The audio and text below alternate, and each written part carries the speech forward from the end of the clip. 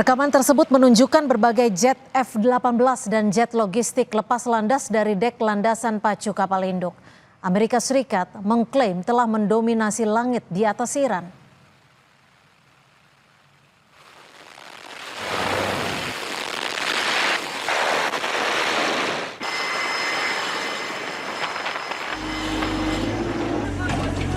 Tim penyelamat di Teheran menyisir reruntuhan bangunan tempat tinggal yang rusak setelah serangan udara terbaru dari Amerika Serikat dan Israel. Alat berat dikerahkan membersihkan puing-puing dalam upaya menemukan korban. Bulan Sabit Merah Iran mengatakan daerah yang terkena serangan adalah distrik perumahan sipil. Organisasi itu menyebut lebih dari 42.000 bangunan sipil terkena dampak serangan udara, termasuk 36.000 unit tempat tinggal.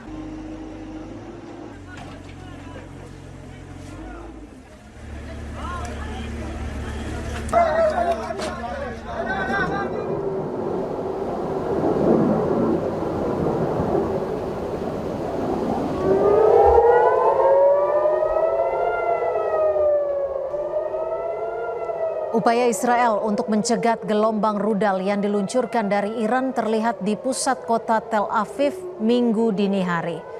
Teheran bersumpah akan meningkatkan perlawanan, menyebabkan perang belum menunjukkan tanda-tanda akan berakhir. Akibat serangan terbaru Iran, beberapa warga Israel luka akibat terkena pecahan kaca saat mengevakuasi diri ke bunker perlindungan. Konflik akan memasuki pekan ketiga. Kedua belah pihak bersiap untuk pertempuran yang berkepanjangan. Iran menunjukkan sikap menantang, menolak kemungkinan gencatan senjata apapun hingga serangan udara AS dan Israel berakhir.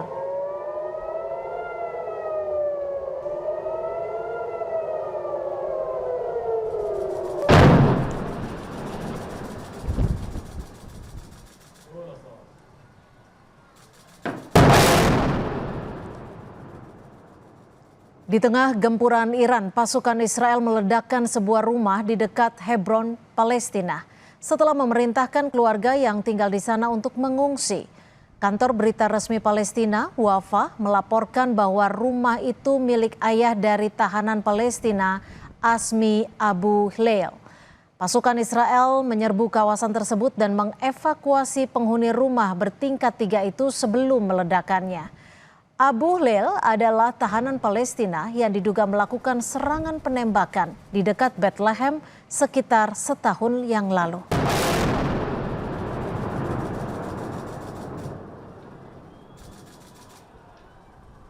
Attention all ships, attention all ships. This is Sepah Navy, Iran Islamic Revolutionary Guard Corps Navy. From now on, all navigating through the Strait of Hormuz is forbidden. No ship in every type is not allowed to pass from the Strait of Hormuz till next notice. This is Sepah Navy. Ketegangan di Timur Tengah masih memanas. Harga minyak dunia kian melonjak akibat Selat Hormuz masih ditutup imbas perang AS bersama Israel melawan Iran. Presiden Amerika Serikat Donald Trump mengklaim banyak negara yang terdampak penutupan Selat Hormuz dan akan mengirimkan kapal perang mereka untuk bersama-sama dengan AS menjaga selat yang berada di antara Iran dan Oman tersebut. Pernyataan ini disampaikan Presiden Trump di media sosialnya. Trump bilang banyak negara-negara, terutama yang terdampak oleh upaya Iran untuk menutup Selat Hormuz, akan mengirimkan kapal perang bersama dengan Amerika Serikat untuk menjaga agar selat tersebut tetap terbuka dan aman. Meski demikian, belum ada pernyataan resmi dari Gedung Putih mengenai negara mana saja yang telah setuju mengirimkan kapal perangnya ke Selat Hormuz. Sementara itu, Mohsen Rezai, anggota Dewan Penentu Kebijakan Iran, mengatakan pada hari Sabtu waktu setempat, Selat Hormuz tidak akan dibuka, tidak ada kapal Amerika yang berhak memasuki Teluk Persia. Rezai mengatakan Iran telah mematahkan hegemoni Amerika dan mengklaim perang tersebut akan menggeser pengaruh regional ke arah Teheran, sekaligus melemahkan peran Amerika Serikat. Mengenai isu ekonomi, Rezai mengomentari dampak konflik terhadap pasar energi global, merujuk pada keputusan Washington untuk melepaskan minyak dari cadangan strategisnya dalam upaya menstabilkan harga. تنگی هرمز باز نخواهد شد. هیچ ناو آمریکایی حق ورود به خلیج فارس را ندارد. حضور آمریکا در خلیج فارس عامل اصلی ناامنی‌های 50 سال اخیر است. بدون خروج آمریکا از خلیج فارس و کنترل تنگی هرمز به دست خود کشورهای منطقه، مخصوصا ما و کشور عمان که دو طرف این تنگه هستیم، امکان نداره امنیت به وجود بیاد. Sebelumnya, pemimpin tertinggi Iran yang baru, Mojtaba Khamenei, memerintahkan militer negaranya untuk menutup akses di Selat Hormuz. Instruksi ini menjadi pernyataan Mojtaba setelah ia dikukuhkan sebagai pemimpin tertinggi baru Iran, menggantikan ayahnya, Ayatollah Ali Khamenei. Selat Hormuz adalah urat nadi perdagangan minyak global dan jika benar-benar ditutup dampaknya bukan hanya pada konflik militer, tetapi juga pada stabilitas energi dan ekonomi dunia. Jika Presiden Trump bersikeras mengajak negara lain mengirimkan kapal perangnya ke Selat Hormuz, lalu bagaimana dengan kekuatan Iran menjaga Selat Hormuz? Seberapa besar kemampuan militer Iran untuk menang atau bahkan menutup Selat Hormuz? Dan apakah ini bagian dari strategi tekanan geopolitik yang lebih besar terhadap Amerika dan sekutunya? Kita bahas bersama Evata Filomeno, dosen ilmu politik Universitas Udayana, dan juga Aisyah Kusuma Sumantri, Direktur Hubungan Eksternal Indo-Pacific Strategic Intelligence. Selamat sore Mbak Aisyah, selamat sore Mas Evata. Terima kasih sudah menyediakan waktunya di Kompas Petang. Selamat sore Mbak Cynthia, selamat sore Mbak Aisyah. Ya, saya ke Mas Evata. Mas Evata, kalau kita melihat sebenarnya seberapa realistiskah ancaman Iran untuk benar-benar menutup Selat Hormuz dan jika berhadapan langsung dengan armada militer Amerika Serikat, termasuk jika memang ada jawaban dari negara-negara lain untuk membawa kapal perangnya ke Selat Hormuz? Baik, tentu ini adalah satu pertanyaan yang memang harus kita breakdown bersama-sama dalam konteks strategi. Kita bisa melihat bahwa sebenarnya keunggulan Angkatan Laut dari Amerika Serikat itu memang untuk operasi blue water ya. Jadi tidak bisa mereka menguasai apa yang sekarang lagi dikuasai oleh Iran, yaitu perairan yang cukup dangkal yang berada di Selat Hormuz. Kita juga bisa melihat bahwa lokasi Selat Hormuz ini ada titik cekik yang kurang lebih hanya 33 km. Dan serta strategi yang dilakukan Amerika saat ini itu memang masih harus dikalkulasi ulang karena belum mampu melakukan titik tekan, sehingga mereka bahkan hari ini memobilisasi angkatan laut mereka, mengirim marinir, bahkan meminta kepada dunia untuk melakukan satu tekanan. Tetapi tentu hal ini berisiko tinggi juga untuk Amerika Serikat dan juga negara-negara yang mau membantu. Karena kita bisa melihat dalam konteks asimetris hari ini, Iran kurang lebih memiliki 6.000 sampai 8.000 drone-drone dan juga mereka mampu menciptakan ranjau-ranjau, ada ranjau tempel, ada ranjau yang bisa bergerak secara otomatis, ada ranjau-ranjau yang akhirnya tidak mampu dikendalikan oleh Amerika dan malah menyebabkan kerugian. Dan Iran sudah memiliki pengalaman ini dari 1987 ya dalam upaya waktu itu mempertahankan dari perang terhadap Rusia juga. Saya ke Mbak Aisyah. Mbak Aisyah, jika Donald Trump meminta negara lain untuk setidaknya bersekutu dengan Amerika Serikat dan mengirim kapal perangnya di Selat Hormuz, apakah ini menunjukkan bahwa sebenarnya Washington ini menyadari bahwa ada resiko besar jika Iran benar-benar memblokade selat tersebut? Mohon maaf, masih di mute Mbak Aisyah untuk audionya. Mohon maaf Mbak Cynthia, mohon maaf Mbak Cynthia. Sebelumnya kita mungkin harus pahami dulu karakteristik dari kerjasama antara negara-negara aliansi Amerika Serikat dan negara-negara Eropa ya. Bahwa kemudian bentuk aliansinya ini adalah collective defense. Jadi ini bentuk yang kemudian sering kita lihat di dalam pertempuran dan peperangan ya di Timur Tengah di dekade-dekade sebelum ini. Bahwa jika ada satu yang diserang maka yang lain ikut membela, lalu kemudian ada satu yang menyerang, yang lain akan ikut membackup secara militer. Nah, yang kita lihat di sini sebenarnya tradisionalnya negara-negara tersebut akan kohesinya itu satu ya, mereka akan solid di dalam kemudian memberikan keputusan. Tetapi yang kita lihat di sini sebenarnya ada perpecahan juga di antara negara-negara NATO yang kemudian kita lihat bagaimana kemudian dari Spanyol ya sudah menyatakan secara terbuka bahwa Spanyol tidak akan mengikuti dan tidak akan kemudian mengirimkan pasukan ke Timur Tengah. Yang kedua adalah Italia mengecam tindakan-tindakan Amerika Serikat di Iran. Nah, tetapi kita perlu lihat bahwa bahwa memang ada beberapa negara yang memang dari awal ini masih maju mundur. Alasannya kenapa? Karena sebenarnya Amerika Serikat sekarang berada di dalam titik tidak populer di dalam negaranya itu sendiri. Jadi yang dilakukan adalah mereka berusaha untuk kemudian mengirimkan bantuan-bantuan tetapi sifatnya masih terbatas gitu. Jadi saya rasa di masa depan mungkin agak sulit untuk kemudian melihat negara-negara ini memiliki kepercayaan 100% kepada Amerika Serikat, terutama keputusan dalam perang ya, termasuk pengiriman Marines ya sebesar 2.500 orang ini juga dilakukan secara unilateral oleh Amerika Serikat dan tidak berkonsultasi dengan negara-negara lain. Tapi gini Mbak Isa, jika Anda menyebutkan negara-negara lain memberikan bantuan secara terbatas, tapi apakah memungkinkan negara-negara lain tersebut menaruh kapal perangnya untuk yang seperti disebutkan Trump membantu menjaga Selat Hormuz?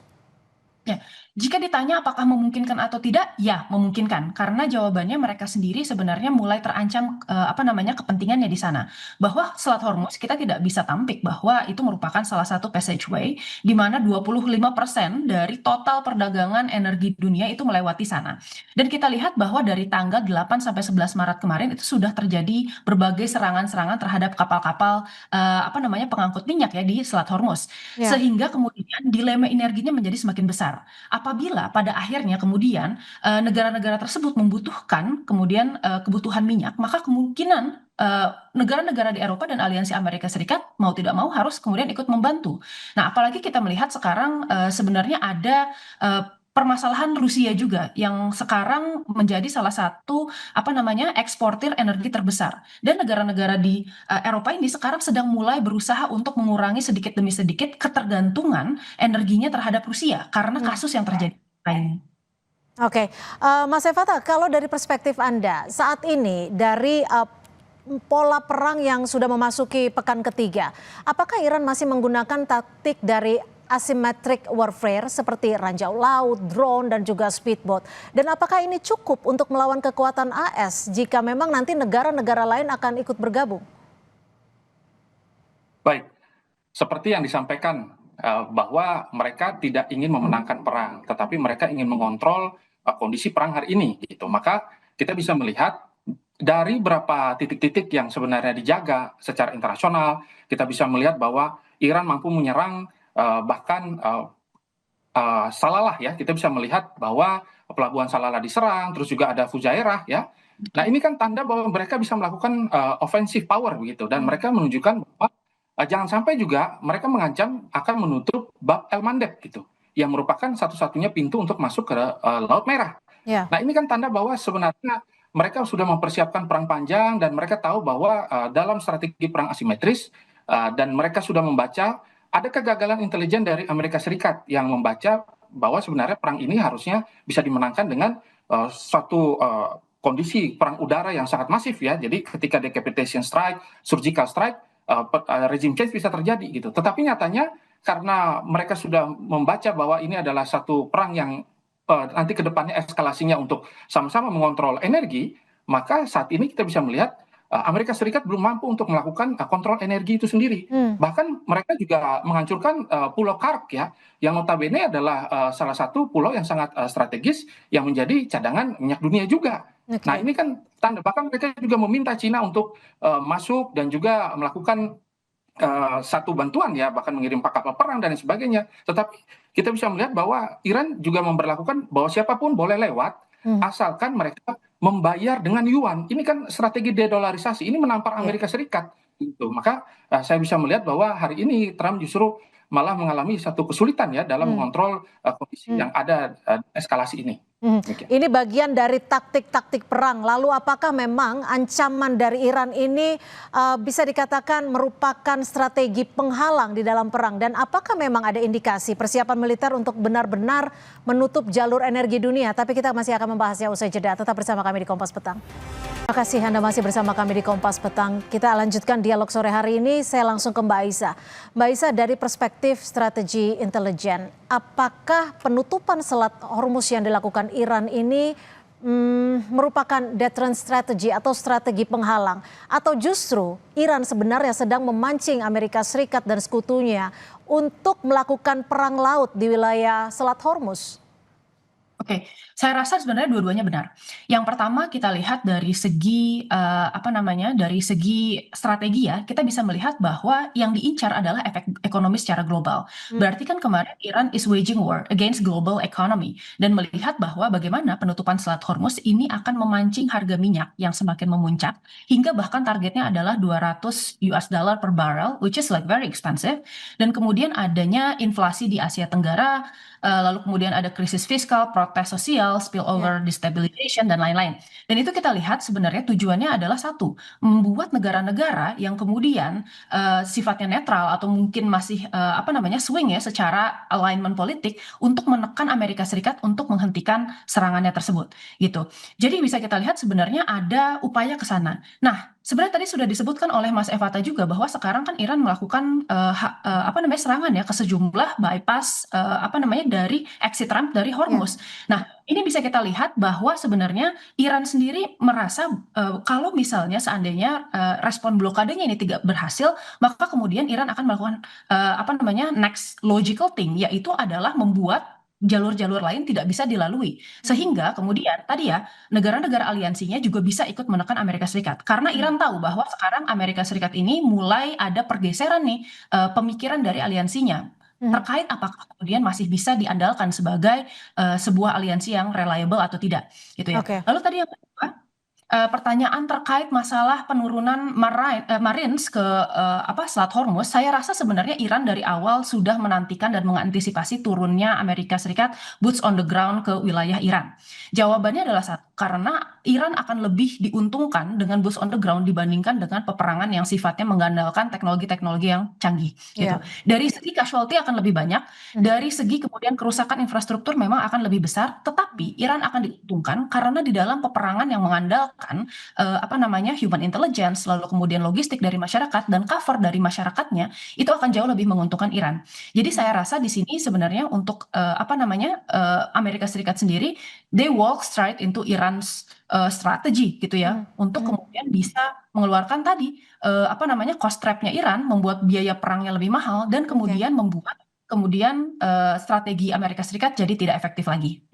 Oke, Mas Evata, oke deh. Kalau kita coba hitung-hitungan keseimbangan kekuatan militer antara Amerika Serikat dan juga kekuatan militer Iran di bawah pemimpinan Mujtaba, mana yang lebih kuat ketika perang akan dibawa ke Selat Hormuz? Karena kita tahu bahwa Selat Hormuz ini kan sangat unik.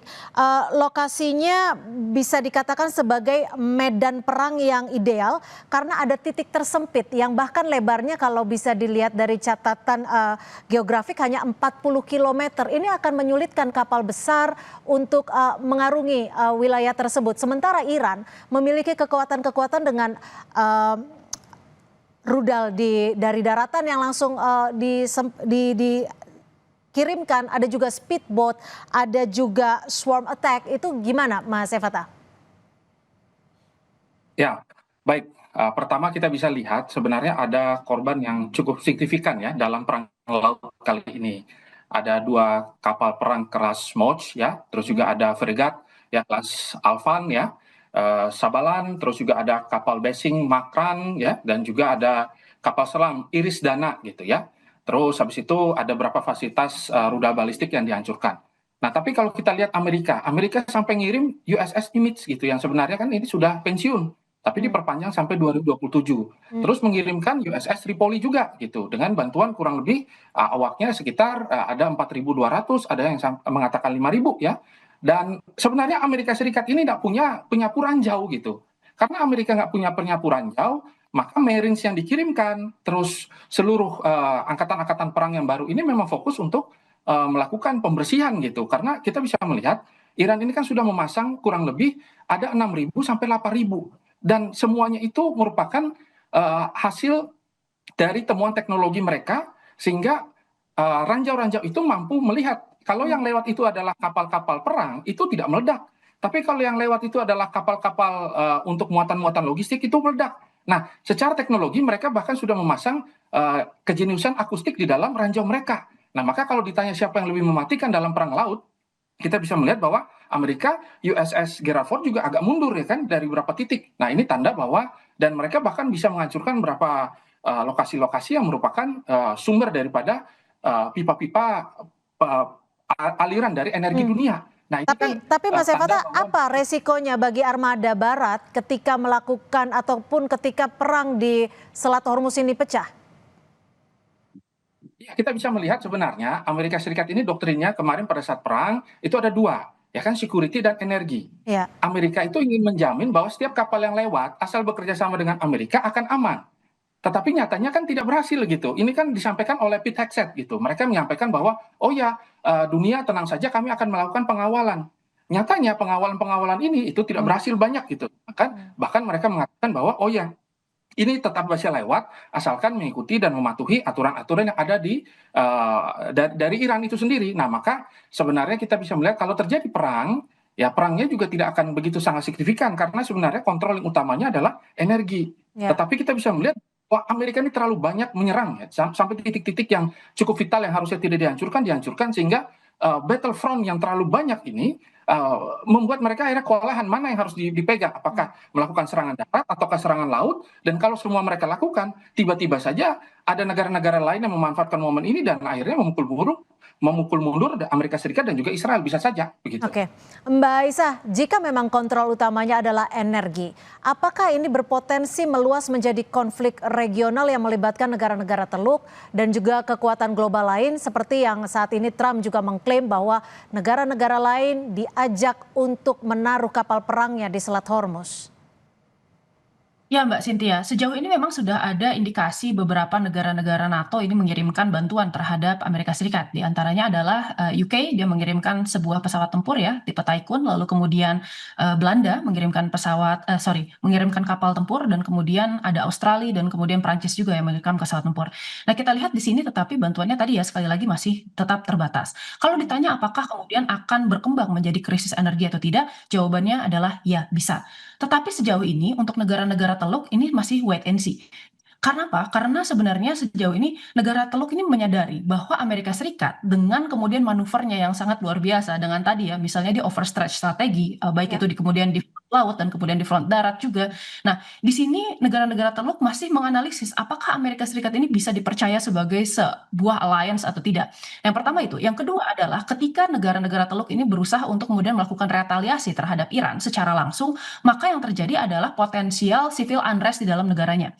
Karena sebenarnya Amerika Serikat sendiri ini meskipun cukup dekat dengan pemerintah dari negara-negara Teluk, tetapi kemudian masyarakatnya memiliki kedekatan terhadap Iran. Khususnya karena Iran ini merupakan salah satu negara yang dipimpin oleh orang yang satu-satunya bisa melawan Israel di Timur Tengah, terutama ketika terjadi kasus-kasus di Gaza ya. Nah, oleh karena itu sekarang bahkan untuk negara-negara Teluk sendiri mereka lebih mengutamakan jalur multilateralisme. Melalui Bahrain mereka mengajukan kemudian tuntutan ke DKPBB agar Iran kemudian bisa menghentikan serangannya ke negara-negara Teluk.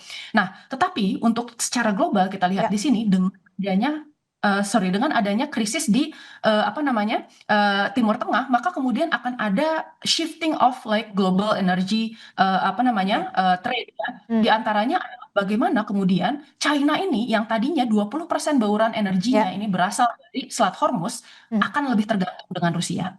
Baik, terima kasih atas perspektifnya Mbak Aisyah Kusuma Sumantri, Direktur Hubungan Eksternal Indo-Pacific Strategic Intelligence, dan juga Mas Evata Filomeno, dosen ilmu politik Universitas Udayana, berbagi perspektif di Kompas Petang sore hari ini. Terima kasih, selamat sore. Terima kasih Mbak Cynthia, Mas Evata.